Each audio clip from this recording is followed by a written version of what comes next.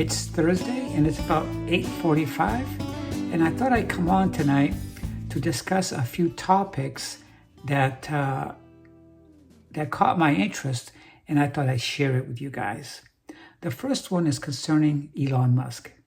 Okay, the first part of that is how he was or appeared to be in the Donald Trump's cabinet meeting this week. And the second one is regarding the scrutiny and harassment that travelers are experiencing when they come back from a trip overseas. So before I continue, I want to say thank you to all of my subscribers. If you guys see something or hear something that resonates with you, then please consider on subscribing. If you subscribe, hit the bell twice so you get future notifications of my downloads. And don't forget to give me a thumbs up, leave a comment, and we'll be right back with more.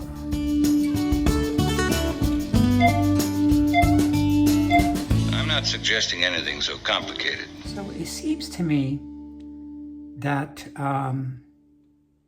one of the things that Donald Trump and Elon Musk have in common, besides the fact that they're both narcissists and also they don't tell the truth, they lie and they fabricate everything, and how most Americans are against the fact that he's in the White House unofficially, without ever being confirmed, and our representatives and our senators are trying to get him to a hearing so he could answer the questions of the American people and also the Democrats. But instead, he's playing hide and seek like a big chicken that he is. He goes on his Twitter or X and leaves comments all the time about how they're doing in the Doge, how they're going in and opening up documents and viewing people's information. And this seems to be going on forever, and we don't know when. We don't know when some real action is going to take place where they can't continue anymore. One of the things I read today was the fact that Elon's stock in his Tesla Automotive has taken a big hit. $80 billion he lost. Okay? But last week when I checked what his net worth was, it was about $415 billion. Even though he took an $80 billion hit, he's still making some growth there, but it's happening. It's happening. I don't think his company or his stocks are going to be going up like this. I think it's going to be slowing down, and then gradually it's going to be going backwards, because people and Canada and wherever he gets his batteries from, or wherever what other countries may be producing processed automobiles, are going to be affected by the tariff. So I'm very happy to hear that his stocks are losing traction, and I hope it keeps going on an upward trend, that he keeps seeing his stocks decline like that. Okay, as you guys remember, I did cancel his vehicle of the Model 3, which I'm happy to say. Okay, and I hope other people who are watching this video, they can share my video so more people can see. I know that they're seeing from the news and other podcasts and other YouTube channels, they're seeing the same thing I'm talking about. And talking about Elon, this week he participated in Donald Trump's cabinet meeting. If you look at this guy, this billionaire, with all the money that he has, or his net worth is, doesn't he have a better change of clothes? So far, he's being dressed like the Grim Reaper that he really is. The black cap, the glasses, a jacket and a t-shirt, okay, that says support tech on it. While everybody else in Donald Trump's cabinet is wearing a suit and tie. One thing that really pisses me off about him, besides the stupidity and the control and his narcissism, you know what it is? That stupid, immature, crazy laugh that he has. I noticed that when he laughs like that, nobody in his presence laughs with him. They just look at him. And I can only think about, what are they really thinking about this guy?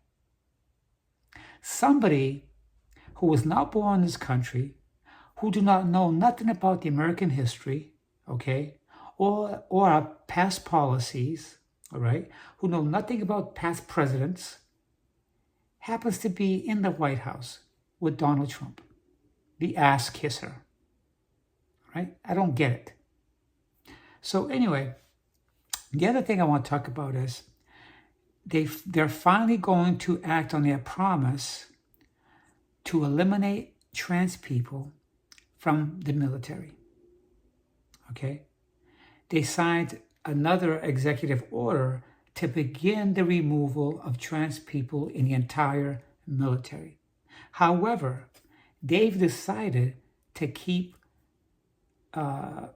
trans people in that were in a certain period of the time. And I'm not sure how that led to that decision, but the trans people that they are going to keep in the military are the ones that got grandfathered in before Donald Trump started his second term. And they're going to reignite an old policy of don't ask, don't tell. What's the difference if they keep these and let go of these other ones? Why don't they just keep them all in? Some of the trans military personnel they're keeping have been in over 20 years, okay? And a lot of the other ones, I'm not sure what reasoning they're using, but they said they're going to get rid of them because they don't want any more in. They sound like these are not human beings. Wouldn't you think that if they have trans people in the military that did 20 plus years, that they're responsible, that they can perform their jobs? All right? No, but you have government officials saying, oh, they can't do their jobs to full capacity. How do they come to that conclusion that they can't perform their jobs? And they said it's because based on the changes that they went through and the medication that they take, they say that it's causing big effects. This is all baloney, guys. This doesn't make any sense. It doesn't make any sense at all. The other thing I want to talk about that I mentioned was there has been at least three or four reports of travelers from overseas. One was a young man who lives in Massachusetts, and he's part of an agency that protects immigration, people from another country, and he protects their civil liberties. Okay, so he went to Portugal, and when he came back and he's checking in at the airport, they stopped and questioned him, and they took him to an office and they questioned him for hours. They questioned the validity of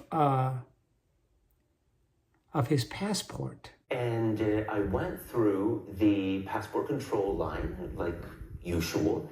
And the difference here is that instead of asking me, where were you? How long were you gone for? Are you bringing any fruit and vegetables?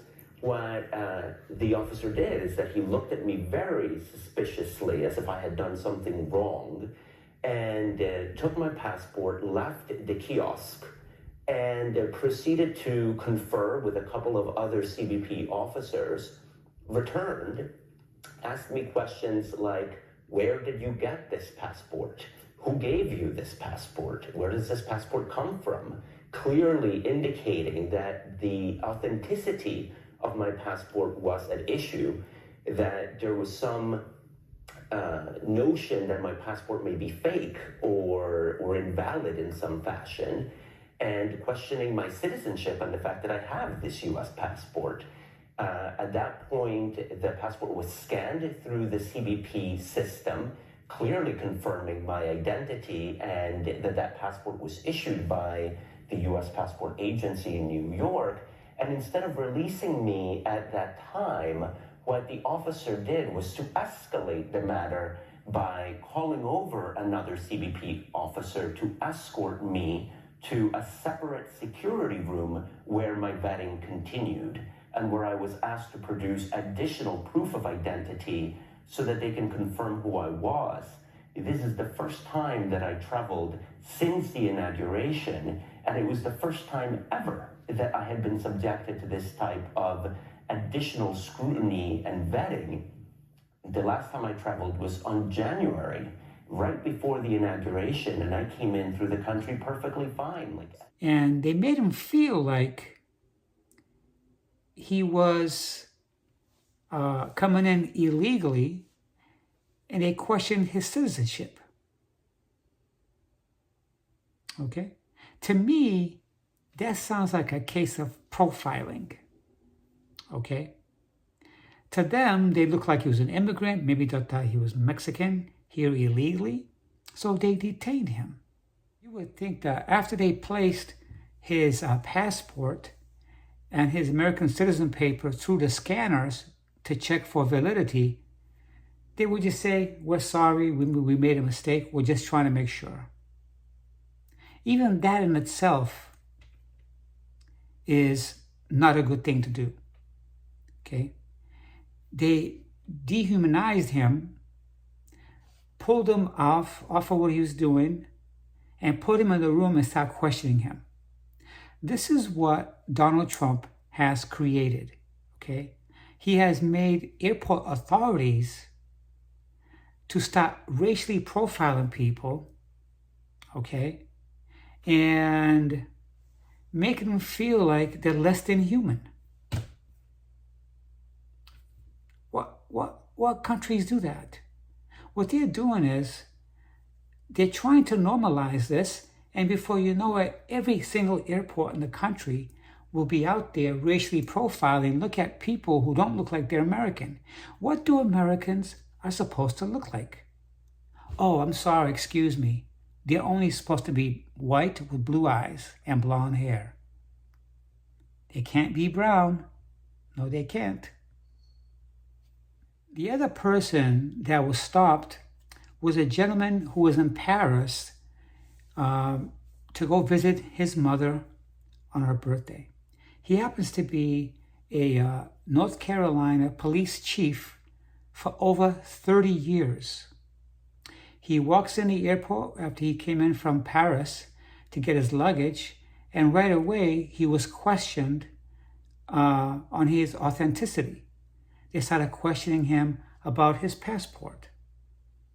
Okay?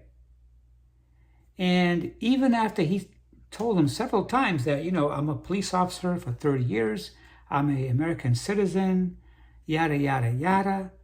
And they did the same thing like they did to the other gentleman from Massachusetts. A weekend in Paris celebrating my mom's 80th birthday, and returned back to the United States. I was looking forward to seeing my family and getting back to work and doing my thing. And everything was business as usual. Got off my flight, went through the automated passport check, got my customs sheet printed out, And I walked up and handed my passport to a CBP agent who barely even looked up at me. He scanned my passport, looked at me, asked me if I was traveling alone. I responded yes. And then he stood up and said, "Let's take a walk." My first red flag that something was not the same as always. I travel frequently. I travel internationally. I travel nationally, weekly, multiple times. And I've never, ever been stopped by CBP. And this is not to say that I don't support and really appreciate the mission of CBP. They have a difficult job with lots of complexities. But the detention is the piece that I question, and the length of the detention. This is a pattern that we're going to start seeing a lot of. This is not right. It's demoralizing. It's racial profiling. It's prejudice. It's biased. And these people don't only fly to their prospective countries to do whatever they're doing, whether they're visiting family, whether on business, several times a year. So finally, they started a lawsuit. The first gentleman, since he was part of a immigration agency which protects immigrants' civil rights and liberties, him and his lawyers are now going through a lawsuit with Donald Trump directly. Doesn't Donald Trump have enough lawsuits? No. He has a mound, he has a tsunami of lawsuits. Not just from 22 or 23 states, but private individuals, private citizens being harassed at the airport. That can happen to me. It can happen to you. And we have to keep fighting back. We got to keep telling them, hey, I flew out with no problem. Last week, I heard about someone who came back from overseas, and they, when she was leaving, she handed over her passport. They let her go, and they kept her passport. They didn't give it back to her. So how is she supposed to show proof of identity and who she is when she gets to the other side with no passport? Are they going to give it back to her when she comes back? Doesn't she need her passport when she's getting ready to come back? You see what's taking place here? This domino effect. It's going to start affecting everybody because people of all gender and race and ethnicity and nationality fly out of the country and back. It's crazy. It's getting out of hand. It's getting out of hand. So the other situation that we're going to be facing this week, if not early next week, you see, politicians don't really have a day off. They campaign and they talk about the issues and policies 7 days a week, and sometimes well into the morning hours. So it's quite possible that this topic I'm going to talk to you guys about affects everybody. It doesn't matter whether you're a Republican or a Democrat. It doesn't matter. You just have to be human. If you're a human being, it's going to affect you. They're going to be letting go of the Postal Service. That's right, guys. And we have no idea how we're going to get our mail from now on. Because this week or early next week, we're going to find out that because the Postal Department is federal, well, they announced that they're working on getting rid of the Postal Service. So that's another billions of dollars with the benefits that those people get and their salaries, insurance, and all that stuff. Billions of dollars. Of course, they're targeting all these agencies federally because to them, it's government waste, it's abuse. The postal people, your mailman could be a financial burden to our government. Yeah, so that's what's going to happen. That's going to be chaos. But Amazon will deliver their packages on time, every day, like they've been doing. Okay? It's crazy, guys. This is like unprecedented times. Okay? What are they going to do with all these mailboxes everywhere? They're going to pull them off the ground? That's nothing for them. They don't even care. Okay? You won't see these white trucks with a postal logo on them anymore. All right? So be careful what you're ordering online that you can have delivered from the USPS, the United States Postal Service, because that's going to stop. Okay? I don't know or have any idea what backup they have for that. The Postal Service has been around for a long time, since the Western days when they delivered the Postal Service by a donkey or a horse, okay? I'm telling you, it's freaking crazy, guys. I just don't fucking understand it. But this is all part of Project 2025. Yep. So anyways, I thought on this little news update, I'm going to keep it really short and simple. And when I see interesting things happening in the news, of course, lately, it's all these offenses and all these illegal things and tactics that Donald Trump is doing. He just wants to see how far he can push it, okay? But we're going to push back. We're going to push back. All these things that's happening, it's just going to cause more people and more people to band together and protest. Every state has immigrants. Every state have people who were born here, naturalized citizens, and some of these citizens, their parents were not born here. We're seeing lawsuits on these subjects at every single state, red states, blue states. To the point concerning the trans issues,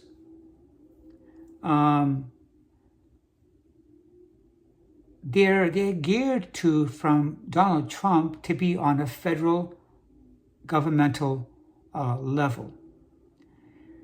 If you're employed in any of the federal jobs, okay, or not state level, because trans people are protected in the blue states at the state level, okay, they have protection there.